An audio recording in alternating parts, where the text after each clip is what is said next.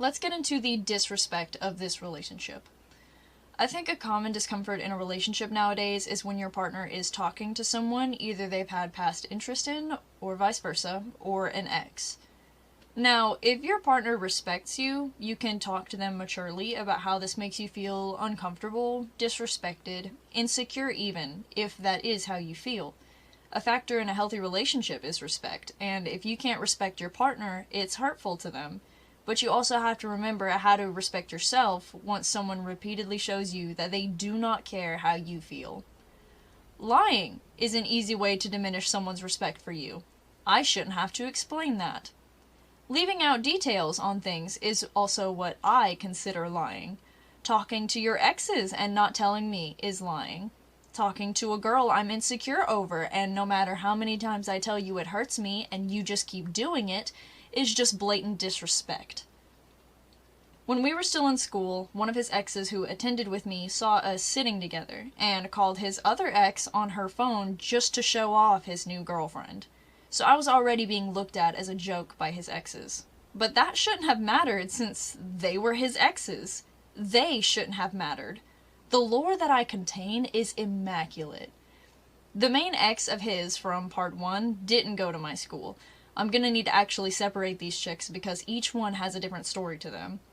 We have X1, the one mentioned in part 1, X2, who called X3, a few small exes here and there that haven't really done anything bad to me or to hurt me, but will still be mentioned when brought up, and the girl my ex was infatuated with, but never dated. I'll do my best to type all these things in chronological order, but it still might be a bit over the place. Remember in part 1 I mentioned the party my ex went to at his house? It was just supposed to be his family. He said he was drunk and he left, didn't answer for 15 hours. Y'all already know. We're calling that back.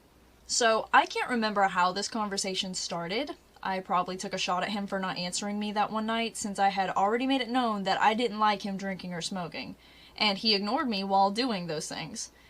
At the time, I thought he just fell asleep since when he answered me hours later, that's what he told me. Well, somehow he let it slip that he wasn't asleep. He actually went outside smoking with his brothers, and these girls just walked up to his house. Once I heard that, I instantly thought, here it comes. He was drinking, girls just randomly showed up. He's about to tell me he cheated. And I start crying. I remember I was drawing in my sketchbook with a pen and I just started shaking as I cried, scribbling on the paper. I'd write out words just to scribble them out, writing words about how I viewed myself. Ugly, angry, stupid, too skinny. The entire time he's trying to tell me to stop crying, and he's slightly laughing from how I'm reacting. Whether it was supposed to be nervous laughter or condescending, I won't know. I was crying into his hoodie, hating myself. He didn't answer for hours and was hanging out with these girls who just showed up. He invited them in and everyone smoked together, and then at some point he ended up outside again, passed out in his boxers. I know that because his youngest brother showed me the picture he took of him. Next issue. I hated all of my exes before him. I say it like that because all of my relationships before him were what I called middle school relationships, where both parties agree they have a mutual interest in each other and start dating, but that's it. I never shared anything close to intimate with anyone I dated, not a kiss or anything further, though thankfully my first kiss wasn't him. That wasn't the same for him. I personally didn't talk to any of my exes after, or have any contact once I got into another relationship, even though one of them I was sort of friends with. He still had contact with all of his, minus X1. This, unfortunately, was something I learned over time in the relationship. Funnily enough, majority of these girls that he dated not only lived on the same road as him, but they were all friends. Now, while I personally didn't agree with talking to your exes while in a new relationship, this was my first real one. He had had real relationships before me. Maybe it was something I couldn't relate to. I tried to give it a chance, but once I noticed his exes causing problems, like with X2 calling up her friend to show me off, yeah, I was annoyed. So I told him I'd feel much more comfortable if he blocked his exes. He didn't. Who's surprised? X2, let's get into it. So she actually was dating my ex's stepbrother. She said something along the lines of that she would cheat on him. So my ex talked to his stepbrother and then went for her to bait her. It worked, and instead of dropping her for being a cheater, he still dated her? You can't normally reform a cheater, and trust me, she hasn't changed in current time. X3, I didn't even know she was an ex until later down the road. I know that they were lightly intimate with each other, which just made me feel much more insecure and inexperienced. Something kind of big happened with this one. I'll get into that story later. The girl. Apparently, they were friends years ago. They smoked together, talked to his old school. He even gave her his jacket when she was cold, despite him being in a relationship with X1. Aw, so sweet. One day, I'm going through his Instagram following. Yeah, that's like the #1 way to piss yourself off in a relationship, but I did not feel secure. I was curious, and considering I wasn't even allowed to have guy friends because he made me cut them off, private my personal account, but he could talk to all these girls and his exes? I had my ass on my shoulders for this one. Found the girl's Insta. My ex told me the information on her I told you. Nothing about him having past feelings. Fast forward a bit. We're smoking with his brother in his room, smoking stuff I bought because my ex is a broke ass, and on top of using me for intimate reasons, he just used me for money too. I remember I was feeling ballsy that day, and I was looking at a screenshot on my phone of the girl's profile, comparing myself. You need to delete that. No, I don't think I will. You like looking at her, so I'm gonna keep this as a reminder. Ugh. Man, I could rat your ass out so hard right now. What are you talking about? What is he talking about? I don't know what he's talking about. Grab your phone. You don't have the right to be mad about this. What is he talking about? Tell me. You're going to tell me. I used to like her, okay? Nah, you used to say she was hot. You used to like her? And you still kept her around after all the times I've bitched at you to get rid of her? You told me y'all never talked. You said you found her hot, dude. She isn't even all that. You're telling me you don't find her hot? You liked her and kept talking to her and found her attractive? Now I understand why you kept on blocking her. We barely talk, my ass. You made me look stupid. On top of that, I found out from your brother, not even you. Oh my god, I knew you'd be mad. This happened in 8th grade. But you kept her around and fight to keep her unblocked. In the midst of us arguing, his younger brother, who was like a year or two below us, gets off the bus and just stands there, watching us. You know what? I can't even blame him. If one of my homegirls were arguing with her boyfriends, I'd stand there too, ready to kick his ass. Except I was already in my car, and we were screaming at each other through the window.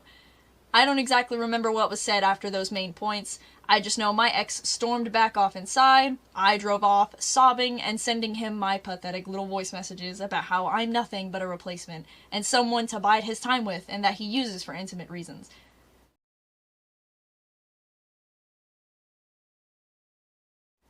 I hated her, and she didn't even know I existed. And God, she was beautiful. She was this gorgeous Hispanic girl, hair done, makeup done, nails done.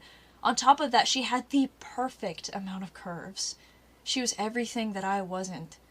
He was willing to fight for her too, because no matter how many times I got him to block her, she'd be right back in his phone within a week.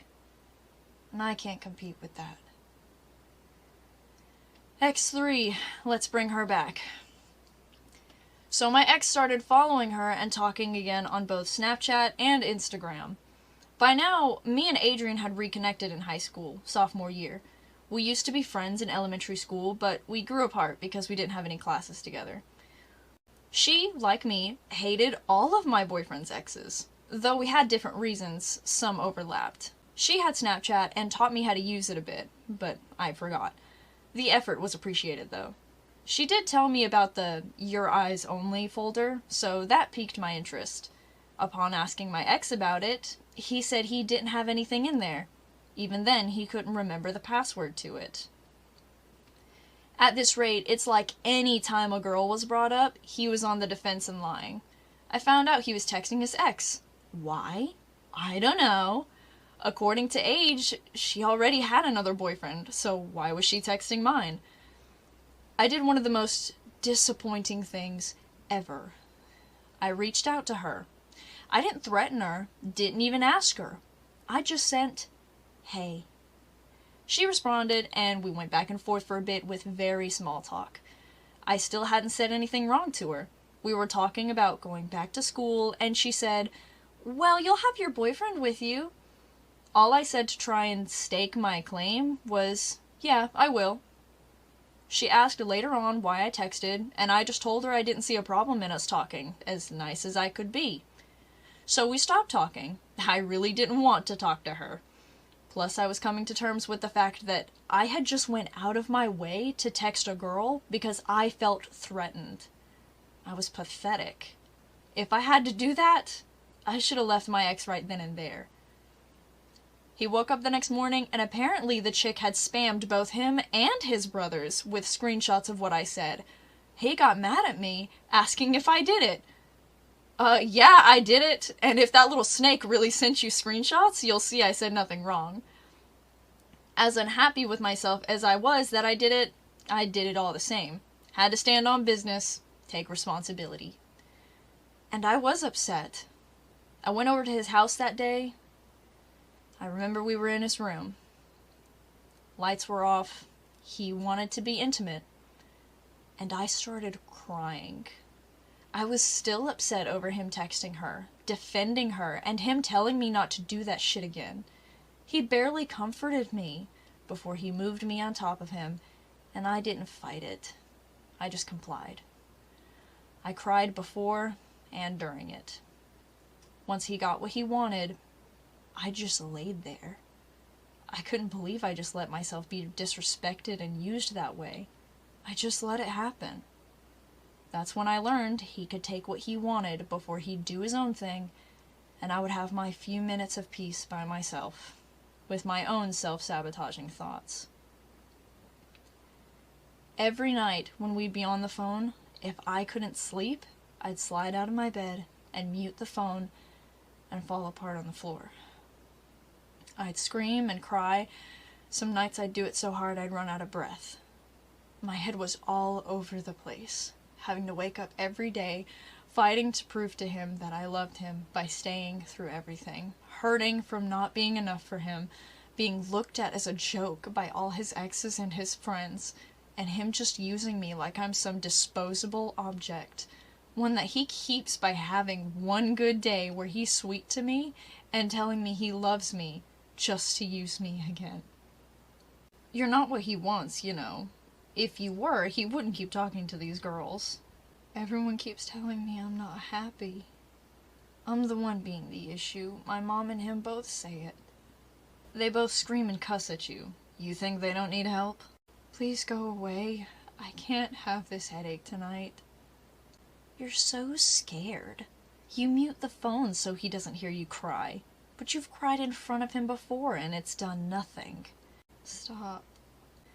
I'm just telling you what you're too stubborn to realize. I mean, look at yourself. You're too skinny. You don't have the body he likes. He's shown that. This face sure as hell isn't something to be happy with. Stop it. But you know I'm right. If you were the girl he wanted, he wouldn't do half the shit he does. You don't like yourself. He doesn't even like you. He just likes that you broke yourself for him. You're not nearly as much of a fighter as you were. He can do whatever he wants, and you don't do anything but bitch and whine. I keep trying to talk it out. But it becomes an argument. It's going to with you. So many feelings, such a big heart in this tiny little body. Can you please go away? I don't want to think this stuff tonight. But you'll think it anyway. You need to come to terms with it. You're ugly. Stop. Weak. Stop it. Disposable. Stop it! I'm so tired. I'm so tired. Can I please just go to bed? Oh my god. So, I'm sorry that this video took so long in order to get out.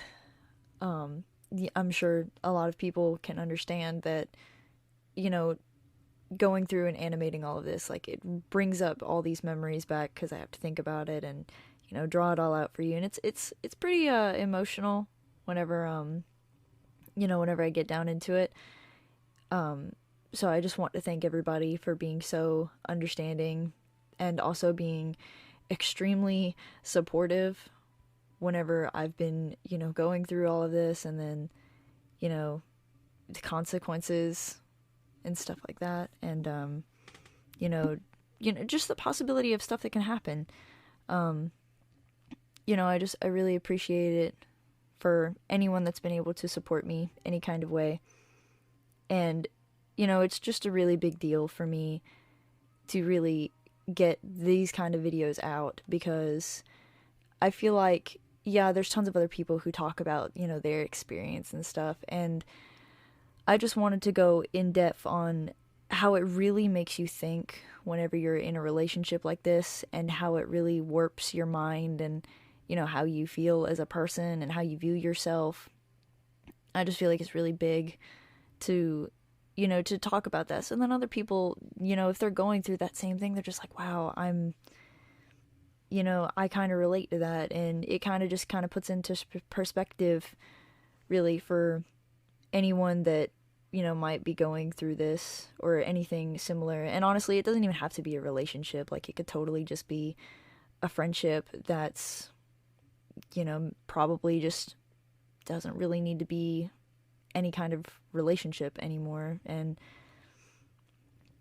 it's just, like I said, it's just a really big deal for me to be able to talk about all of this stuff, and to have the kind of support from people that I've learned to understand over the years, and close friends that have stuck by me, and online friends that I've met and everything. I'm just really happy to be able to do anything like this.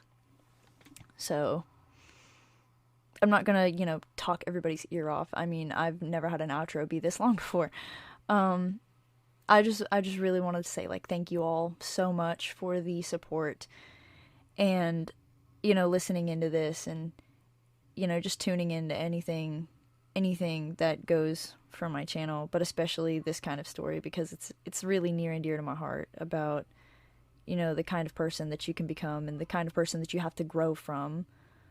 And, you're never going to really forget your past ever, but you've got to learn to grow with it. And,